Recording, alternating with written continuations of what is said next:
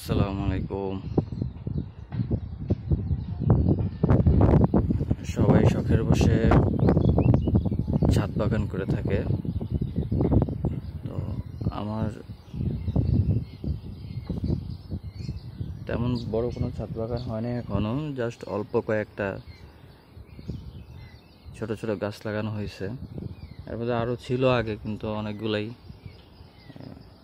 নষ্ট হয়ে গেছে পানি দেওয়ার না কারণে, পর্যাপ্ত পরিমাণ পরিচর্যার সার দেওয়ার না কারণে। এরপরও যা কিছু আছে এগুলাই আজকে আপনাদের সামনে শো করব। প্রথমেই আমি আমার বড় একটা ড্রামের ভিতরে যে গাছগুলো আছে দেখাচ্ছি আমি আপনাদেরকে। এখানে বরবটি আছে, বরবটি গাছে অলরেডি এই যে বরবটি আসবে এরকম একটা অবস্থা।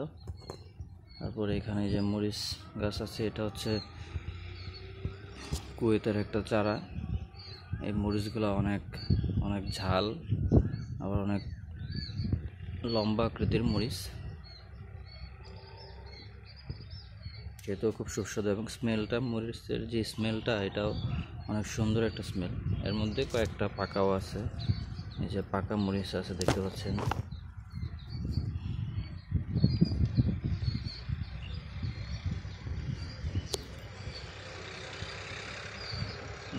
এটা হচ্ছে আমাদের বাড়ির সামনের পাশ। তো এখানে আরেকটা যেটা দেখতেছেন বড় যে গাছটা, এটা হচ্ছে কামরাঙা মরিচ। এটা তো ছোট ছোট গলে আসতেছে, ইনশাল্লাহ অতি শীঘ্রই মরিচ চলে আসবে। যে এই গাছে প্রচুর মরিচ ধরছে, এখনো নতুন নতুন আরো ফুল ফুটে আছে মরিচ। তারপর এখানে একটা গাছ আছে, পেঁয়াজ গাছ ছিল, পেঁয়াজ গাছটা মাটির ভিতরে মজে গেছে। যে অ্যালোভেরা গাছ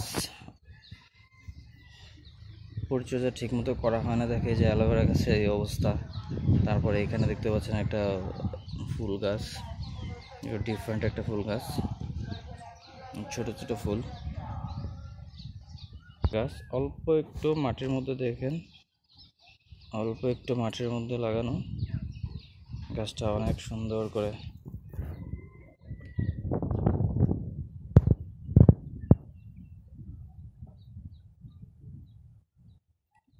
গাছটা অনেক সুন্দর করে উঠছে, দেখতে পাচ্ছেন অনেক সুন্দর। আপনারাও চলে এরকম গাছ নিয়ে লাগাতে পারেন, রুমে, ঘরে, ঘরের বাইরে, যেখানে ইচ্ছা এখানে লাগাতে পারেন, দেখতেও সুন্দর। এটা হচ্ছে তুলসী গাছ। তুলসী গাছ একটা গাছ যদি লাগাতে পারেন বাড়িতে, বাসায়, একটা গাছ থেকে আপনার অনেক গাছ উঠবে। তুলসী গাছে বীজ পড়লেই গাছ উঠে যায়, বীজ পড়লেই গাছ ওঠে। আর এমন কোনো টব নাই যে তুলসীর বীজ উড়ে পড়ে আর ওই টবেও গাছ উঠে যায়। এটা হচ্ছে কালো তুলসী। আর তুলসী তো জানেন খুব উপকার শরীরের জন্য, কাশের জন্য। আপনারাও চাইলে লাগাতে পারেন তুলসী গাছ, খুব ভালো। আর এটা হচ্ছে নয়নতারা, অনেক সুন্দর ফুল ফুটে আছে নয়নতারা।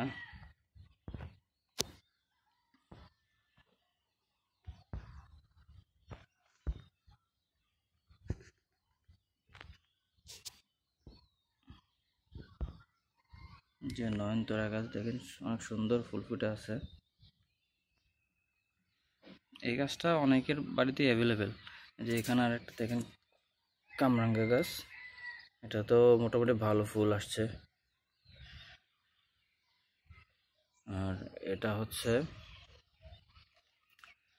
এই একটা গাছ,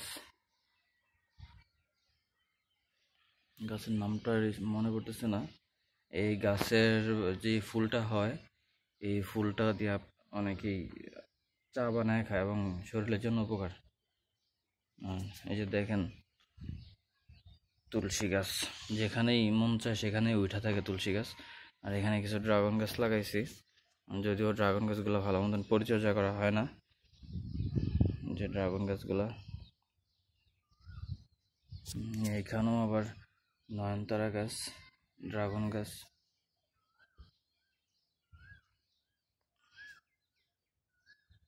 যে দেখেন এটা একটা ডিফারেন্ট গাছ, পাতা নাই, ঢাল সহ্য, শুধু আনকমন গাছ।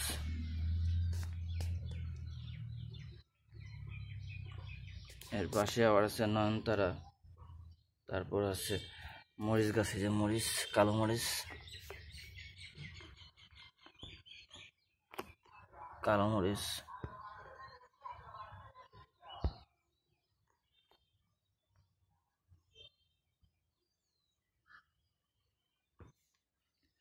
তারপরে যে প্রথমে গাছটা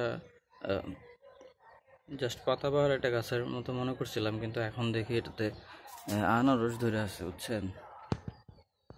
এটা লাল আনারস, কিন্তু প্রথমে একটা অন্য গাছ ভাবছিলাম।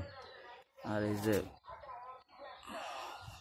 ফুল গাছ, এটাতে এতদিন পাতা ছিল না, এখন সুন্দর বনসাইয়ের মতন করা হয়েছে। এটা শুধু ঠালগুলা কেটে কেটে দেওয়া হয়।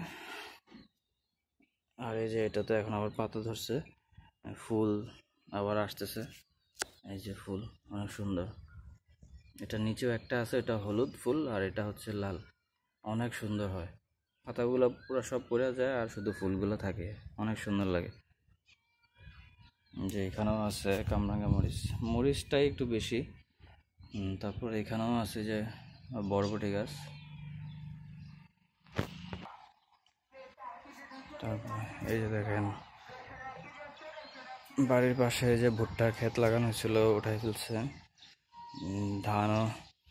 ধান গাছ, এই যে ধান গাছ মোটামুটি উঠানো শেষ। তারপর দেখেন আরেকটা একটা গাছ এখানে। এই গাছগুলা হচ্ছে আগাছা, বুঝছেন? এই গাছগুলা লাগানো হয় না এখানে, মানে পরগাছা হিসেবে তো কোনো বিচি এসে পড়ছিল, তো পাখি ফেলাইছে। কিন্তু এখন এই গাছ এত সুন্দর ফুল দিছে। আমি গাছটাতে লাগাইছিলাম অন্য গাছ, মরিচ গাছ, তারপর হচ্ছে আখ, এই গাছগুলো লাগাইছিলাম। আর এখানে আগাছার মতন একটা গাছ, আমি মনে করছিলাম যে এটা হচ্ছে আগাছা, কিন্তু ফুলগুলো এত সুন্দর, অনেক সুন্দর ফুল। দেখেন একবারে খুব মায়া লাগে ফুলগুলা। তো এই যে সকালবেলা ফুটা থাকে, আবার রাত্রে হইলে ফুলগুলা চিমা যায়। দেখেন এই যে আরো অনেক সুন্দর।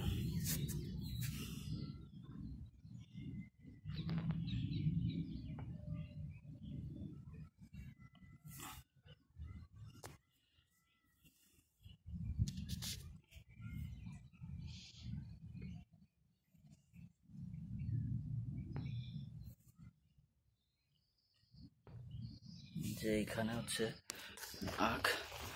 আখের গাছ, যে আখ গাছ, এই যে খড়ি মেলছে।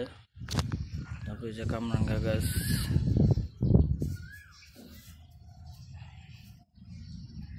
যে এখানেও মরিচ গাছ আছে। তো এটা ছিল আমার ছোট্ট ছাদ বাগানের গাছ। নিচে কিছু গাছ আছে বাড়ির সামনে, ওগুলোও ইনশাল্লাহ আরেকদিন দেখাবো আপনাদেরকে। আসসালামু আলাইকুম।